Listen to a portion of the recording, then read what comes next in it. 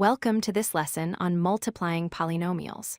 Today, we are going to learn the general systematic method that allows you to multiply any two polynomials together, whether they are binomials, trinomials, or even larger expressions.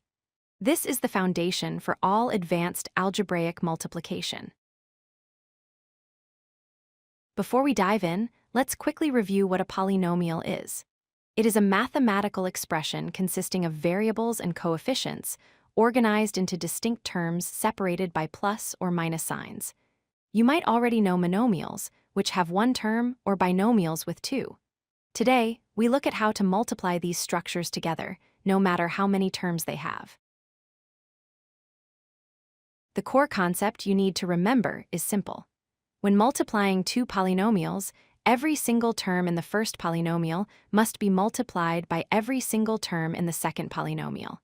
If you follow this rule systematically, you will always get the correct answer.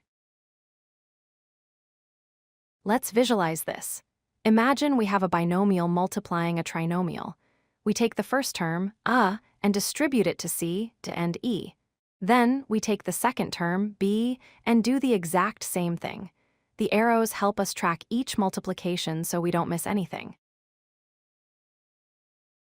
Let's start with a classic example you might know, a binomial times a binomial. We take the x and multiply it by x and 3. Then we take the 2 and multiply it by x and 3. This gives us 4 terms, which we simplify to get the final answer. Now let's try something harder, a binomial multiplied by a trinomial. Here we have x minus 2 multiplied by x squared plus 3x minus 5. This looks complex, but if we break it down step by step, it is just a series of simple multiplications. Step 1. Take the first term of the binomial, which is x. Multiply it by every term in the trinomial. X times x squared is x cubed. X times 3x is 3x squared. And x times negative 5 is negative 5x. Step 2. Now we take the second term, negative 2. Be very careful with the negative sign.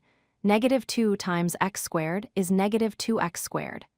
Negative 2 times 3x is negative 6x. And negative 2 times negative 5 gives us positive 10.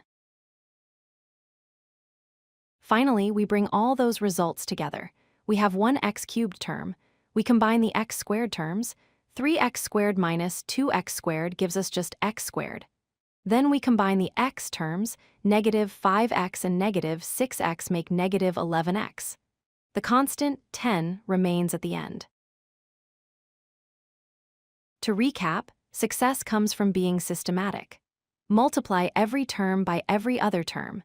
Keep your work organized using arrows or a grid if that helps. And always finish by combining like terms and double-checking your positive and negative signs. With practice, this becomes second nature. If you like this video, hit that like button and don't forget to subscribe. Visit codelucky.com for more such useful content.